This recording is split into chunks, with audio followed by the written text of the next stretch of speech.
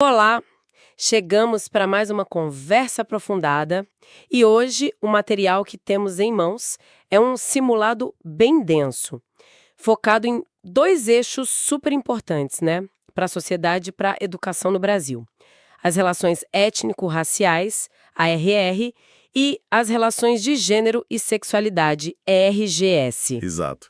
E a ideia aqui não é só ah, corrigir o simulado, né? É usar cada questão como um gancho para a gente entender melhor os conceitos, as leis, as políticas que estão por trás desses temas. São temas complexos, mas muito presentes no nosso dia a dia. Isso mesmo. É um jeito, assim, de organizar o pensamento, sabe? Sobre como essas estruturas de desigualdade funcionam e como a gente pode pensar em caminhos para uma sociedade mais justa, né? Uhum. Então, vamos começar pela parte de relações étnico-raciais. A primeira questão, a Q1, já joga a gente num conceito fundamental: o eurocentrismo. Como é que ele impacta nossa identidade, o currículo escolar? Olha, essa questão, a alternativa cita certa. O eurocentrismo é isso mesmo. É uma visão de mundo que pega a cultura, a história da Europa e coloca como se fosse o centro, a régua para medir todo o resto, sabe? Entendi. Tipo um padrão único. Exato. E o impacto disso no Brasil foi o quê? Foi marginalizar, ou até apagar mesmo, as contribuições enormes dos povos indígenas e africanos na nossa formação. É importante dizer, não é uma visão neutra como uma das alternativas lá sugere. Pelo contrário, ela impôs um padrão e desvalorizou todo o resto. Nossa, faz todo sentido. E essa ideia de um padrão, né, um padrão superior, ela se conecta muito com a segunda questão, a Q2, que fala de eugenia e racismo científico no Brasil, certo? Como que essas ideias foram usadas aqui? Perfeitamente conectada. A Q2, a alternativa B é a correta. Ela mostra que a eugenia no Brasil tinha um projeto bem claro. Era o branqueamento da população. Branqueamento? Isso, naquela época, virada do século XIX para o XX, isso era visto como progresso. Então, políticas como incentivar a vinda em massa de imigrantes europeus serviram para isso. Que coisa, hein? E o tal do racismo científico deu a base, né? Uma base falsa, pseudocientífica, para justificar isso. Usaram teorias da época, tipo positivismo, evolucionismo, para dizer que existia uma hierarquia de raças, que os não brancos eram inferiores. Uhum. Mas o ponto crucial, que outras alternativas erram, é entender que essa ideia de inferioridade é uma construção social, totalmente. Não tem nada de biológico nisso. Quer dizer, usaram uma ciência que não era ciência de verdade para justificar um projeto político de exclusão pesado. Exatamente. Isso nos leva para a importância da linguagem, que é o tema da questão 3.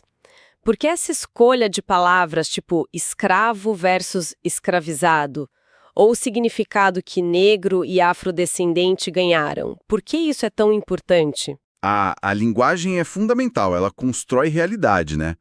A Q3 explora isso bem. A alternativa B indica que os itens I3 e I4 estão corretos. Vamos ver. Ok. Usar escravizados, como diz o item I, tira aquela ideia de que a pessoa era escrava por natureza, não. Enfatiza que foi uma condição imposta pela violência. Devolve à humanidade que o termo escravo tentava tirar. Entendi. Muda a perspectiva. Mas, politicamente, o movimento negro ressignificou essa palavra. Não abandonou. Transformou em categoria de análise social, de luta antirracista. Por isso o item II está incorreto. Ele não foi abandonado. Ah, interessante essa ressignificação. Muito. E afrodescendente, item II, foca na ancestralidade, numa identidade positiva ligada à África. E negro ou negra, item IV, mesmo tendo uma origem pejorativa lá atrás, foi totalmente ressignificado. Virou um termo de orgulho, de identidade política, de luta. Fica muito claro como as palavras carregam história e política, né? E essa discussão sobre racismo vai mais fundo nas questões 4, 5 e 6, que tentam diferenciar racismo, preconceito e discriminação. Como a gente pode entender essa tríade? Tá certa? É o sentimento. É o julgamento prévio geralmente negativo, sabe? Baseado em estereótipo, em falta de conhecimento. A ideia na cabeça. Isso. Aí vem a discriminação, tema da Q5, alternativa B correta. Essa é a ação. É quando você externaliza o preconceito. Tipo, Negar o emprego, ofender alguém na rua, impedir o acesso a um lugar por causa da raça ou da cor, é a prática da exclusão. ok, preconceito é o sentir, discriminação é o agir, e o racismo? O racismo, que a Q4 trata, e a alternativa C, com itens I e 2 corretos, é a resposta, é mais amplo. Ele é sim a ideologia da superioridade racial, mas vai além. É também a estrutura social, são as práticas das instituições que criam e que mantêm a desigualdade racial. Mesmo sem a pessoa ter a intenção? Exatamente. Mesmo que não haja uma intenção individual ali, a estrutura funciona de forma racista. A Q4 lembra bem que a definição da ONU para racismo inclui tudo isso: ideologia, preconceito, discriminação, estruturas institucionais, e que a nossa Constituição de 88, lá no item 2, considera o racismo um crime inafiançável e imprescritível. Importante isso. Muito. E o item 3 da Q4 está errado, né? Porque, infelizmente, a desigualdade racial ainda é brutal no Brasil. Isso mostra que o racismo estrutural está longe de ser superado. Entendido. O preconceito está no campo das ideias, dos sentimentos, a discriminação é a ação concreta e o racismo é o sistema maior que organiza isso tudo. Faz sentido. E como que o Brasil tentou responder a isso em termos de leis, de políticas para a educação? As questões 7 e 8 entram nisso, né? E 3 válidos, ela destaca marcos legais que foram cruciais. A Lei 10.639 de 2003 tornou obrigatório ensinar história e cultura afro-brasileira e africana nas escolas. Fundamental. Depois veio a Lei 11.645, em 2008, que estendeu essa obrigatoriedade para incluir também a história e a cultura indígena. Ampliou, né? Exato. E a própria Constituição de 88, lá no ADCT, artigo 68, garantiu os direitos dos quilombolas aos seus territórios. Agora um detalhe importante que o item 4 erra. Essas leis valem para toda a educação básica, tá? Desde a educação infantil até o ensino médio, não só para algumas séries. Certo, para todo o percurso escolar. E as diretrizes curriculares nacionais, as DCNs, que a questão 8 aborda, qual o papel delas nisso tudo? As DCNs, tanto para a ER, de 2004, quanto para a Educação Escolar Quilombola, de 2012, elas são o como fazer, sabe? Elas detalham como implementar essas leis na prática. Aqui o 8, que tem a alternativa C correta com itens I, II e 4 válidos, mostra isso. E qual o objetivo principal? O objetivo central, item I, é formar cidadãos conscientes da nossa diversidade numa visão democrática multicultural. É buscar valorizar todas as nossas raízes. Item 2, mas dando um destaque especial para as africanas indígenas que foram historicamente invisibilizadas. E sobre as DCNs quilombolas? Há um ponto importante que o item 3 erra. Elas reconhecem tanto as comunidades quilombolas rurais quanto as urbanas. E outro ponto-chave, que está no item 4 e é fundamental. As DCNs exigem que a formação dos professores lá nas faculdades, nas universidades, inclua a ER. Formar quem forma, né? Essencial. Isso me puxa para a questão 9 sobre ações afirmativas. O que são exatamente e qual o objetivo? Teve uma confusãozinha na fonte original sobre a alternativa correta, né? Teve, é bom a gente esclarecer. A Q9 define ações afirmativas. Se a gente seguir os comentários da resolução que vieram com o simulado, a alternativa correta é a A, que diz que os itens 1 e 2 estão corretos. Ok, então 1 e 2 corretos. O que eles dizem? O item 1 diz que são políticas feitas para combater os efeitos históricos da discriminação e para promover igualdade de oportunidades. E o 2 diz que o objetivo é dar condições mais justas para grupos que foram historicamente marginalizados conseguirem acessar espaços importantes, como universidades, cargos públicos. Tipo as cotas. Exato. As cotas são o exemplo mais conhecido. O item 3 está incorreto porque essas políticas podem ser tanto públicas quanto privadas. E o I4 também está incorreto, porque a Lei 10.639, apesar de ser super importante, é uma política curricular. Ela muda o que se ensina para todo mundo. Ação afirmativa geralmente é mais direcionada, alocando vagas ou recursos para um grupo específico. Entendi a diferença. Uma coisa é mudar o currículo para todos, outra é criar uma política de acesso específica. Faz sentido. Isso. E para a gente amarrar essa parte de políticas, as questões 10 e 11 falam da PNEERC. É a Política Nacional de Equidade, Educação para as Relações Étnico-Raciais e Educação Escolar Quilombola. Ufa! Qual o propósito dela e como ela se organiza? A PNRQ, exatamente. A Q10, que tem a C como correta, mostra que o objetivo dela é justamente articular tudo isso que a gente falou. Fortalecer a implementação da Lei 10.639, das DCNs, para conseguir superar o racismo e as desigualdades na educação. E como ela faz isso? As metas principais incluem, por exemplo, formar melhor os profissionais de educação e criar protocolos antirracismo nas escolas, nas redes de ensino. E a Q11, com a B correta, detalha os eixos de atuação. Tem a governança, que é essa articulação entre União, Estados, municípios, tem a formação continuada para a ER e tem a produção de material didático literário que seja adequado, que seja antirracista. As outras opções, nas duas questões, trazem informações erradas ou distorcidas sobre a política. Certo. Cobrimos bastante coisa sobre RRR, hein? Desde os conceitos lá do início até as políticas mais recentes. Agora, vamos virar a chave. Vamos para a segunda parte do material. Educação para as relações de gênero e sexualidade, a ERGs. A questão 12 já começa definindo gênero. Qual a diferença fundamental entre gênero e sexo biológico nesse contexto? Essa é a base para a gente entender a RGS. A Q12, com a B correta, define gênero como uma construção social e cultural. O que isso quer dizer? São os papéis, os comportamentos, as expectativas que cada sociedade atribui a homens, mulheres e outras identidades. E isso vai muito além das características biológicas do sexo que a pessoa nasceu. Ah, então não é a mesma coisa que sexo. Não, gênero não é sinônimo de sexo, como diz a alternativa A. E também não é algo fixo, não é determinado pela genética, como diz a C, e não é só um conceito que a escola inventou, como diz a D. É algo que estrutura as nossas relações sociais de verdade. Entendi. É como a sociedade lê e o que ela espera de nós com base no sexo, mas não só isso. Exatamente. E o conceito de sexualidade, que a questão 13 aborda, ele também é mais amplo do que a gente costuma pensar. Muito mais amplo. A Q13 com a C correta mostra que a RGS entende a sexualidade de uma forma integral.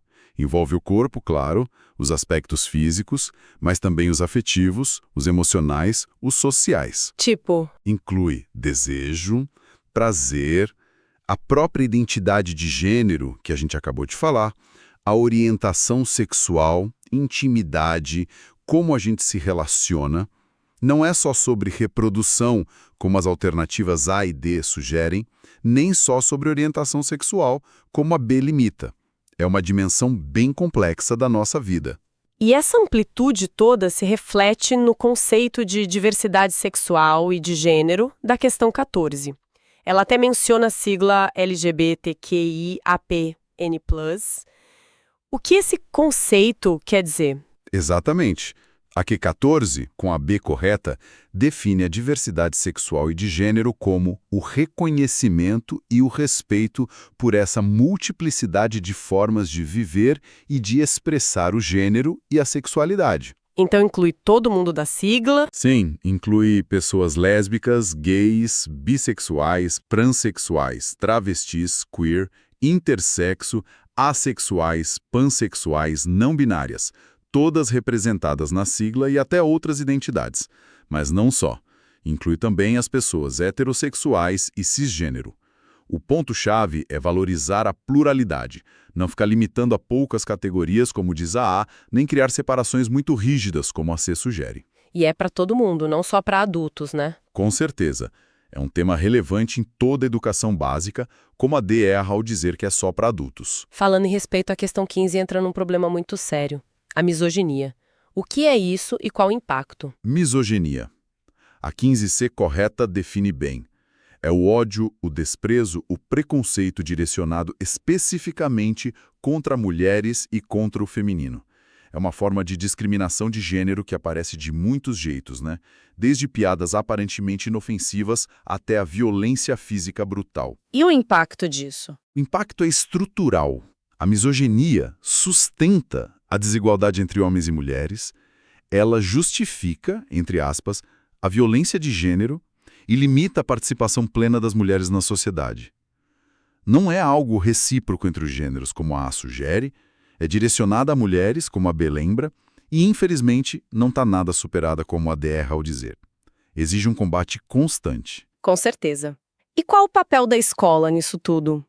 A questão 16 pergunta justamente sobre os objetivos da EEGG no ambiente escolar. O papel da escola é fundamental. A Q16B, correta, lista os 3 objetivos principais da EEGG na escola. Primeiro, promover a equidade de gênero, ou seja, igualdade de direitos e oportunidades. Ok. Segundo, promover o respeito à diversidade sexual, combatendo a LGBTfobia. E terceiro, de forma mais ampla, superar preconceitos, estereótipos e violências que estão ligadas a gênero e sexualidade. O objetivo final Seria construir uma escola que seja segura, inclusiva e que forme cidadãos conscientes dos seus direitos e dos direitos dos outros, né? Cidadania e direitos humanos. As outras alternativas trazem visões erradas ou até opostas a isso. Essa conexão com direitos humanos fica bem clara mesmo, e as próximas questões vão justamente para os marcos legais, internacionais e nacionais. Começando com a Declaração Universal dos Direitos Humanos, a DUDH, de 1948. Questão 17. O que ela diz sobre dignidade, igualdade e casamento? A DURD é a base de tudo, né? Aqui 17B correta reafirma que a dignidade e a igualdade de todos os seres humanos são um fundamento para a liberdade, para a justiça e para a paz no mundo. E o artigo 16, especificamente, que a questão menciona, ele garante o direito ao casamento para homens e mulheres que atingem a maioridade. E o ponto-chave, com iguais direitos na hora de casar, durante o casamento e na hora de dissolver. Iguais direitos, isso é importante. Muito. Isso contraria qualquer ideia de que o homem prevalece, como a alternativa D sugere, e reforça que esses direitos são universais, para todo mundo, não só para europeus, como diz a C, ou algo abstrato como a A dá a entender. Entendi. E a Convenção CEDAW, aquela sobre a eliminação de todas as formas de discriminação contra a mulher. Questão 18. Quais as obrigações que ela traz para os países que assinaram? A CEDAW de 79 é outro tratado super importante. Aqui 18, C correta, com itens I, II e II válidos, mostra que, primeiro, ela define o que é discriminação contra a mulher de forma bem ampla, no item I. Certo. Segundo, ela obriga os países como o Brasil a mexer nos padrões sociais e culturais que são baseados em estereótipos de gênero. Isso está no item 2, que cita o artigo 5º.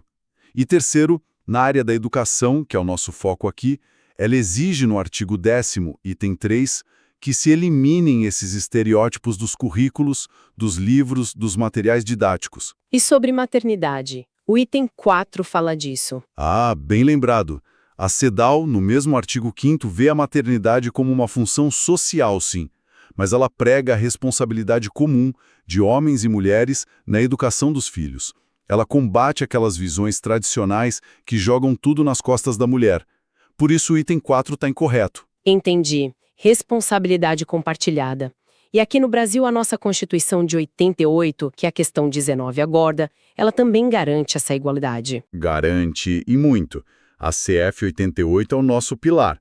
A Q19C correta com itens I, II e 4 válidos destaca isso.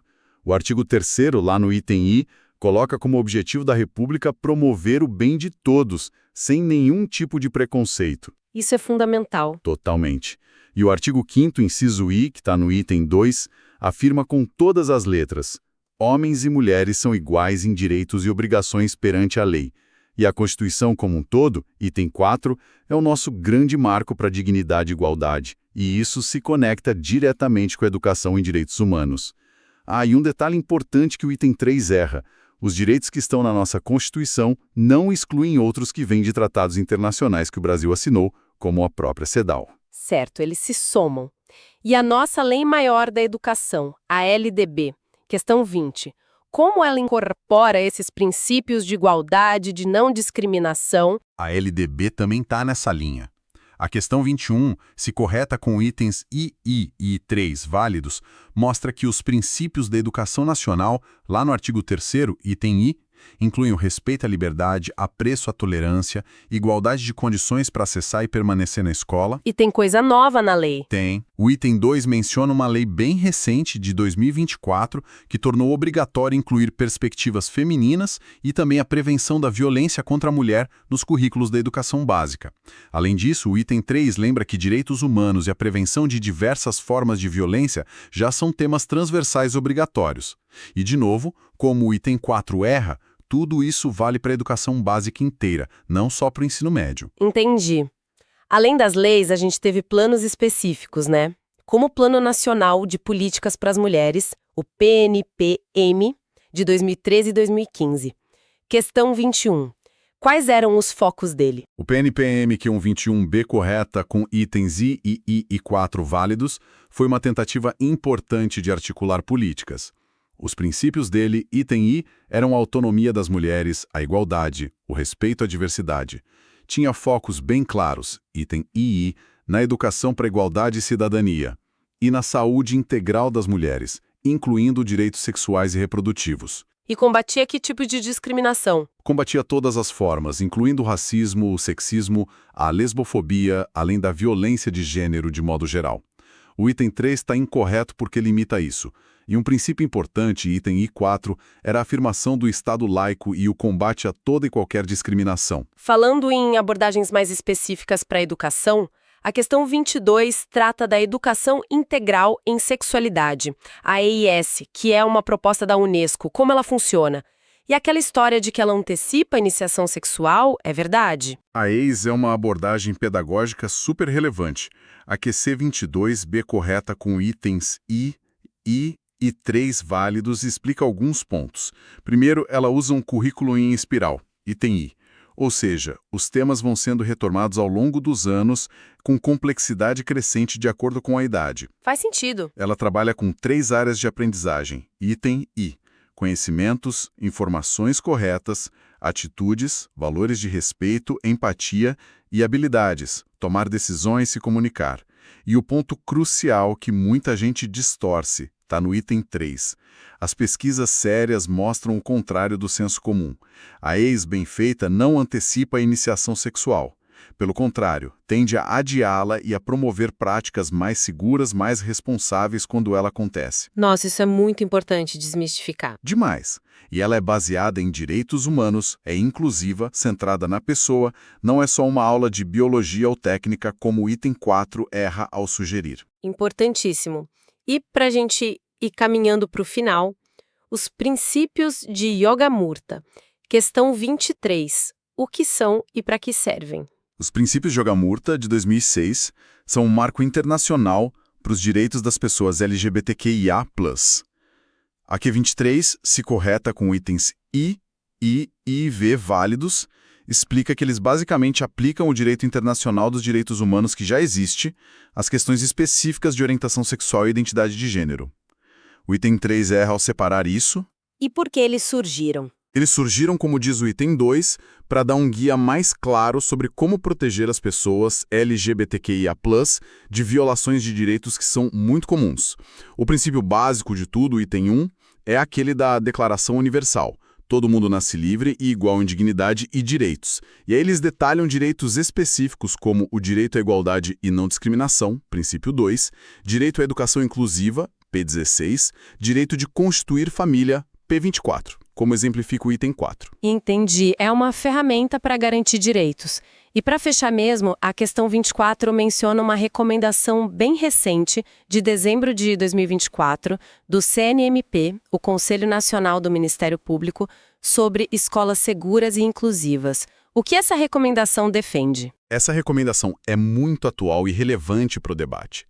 A Q24, ser correta com itens I e I3 válidos, mostra que o CNMP está defendendo a liberdade de cátedra dos professores, no item I, contra tentativas de censura a conteúdos sobre diversidade, sobre EAS. Importante essa defesa. Muito. Ela também exige, item I, que as leis educacionais que já existem sejam cumpridas, como as leis de ER 10639, 11645, as metas do Plano Nacional de Educação sobre isso, e o foco principal, item 3, é no enfrentamento a violências específicas que acontecem muito na escola.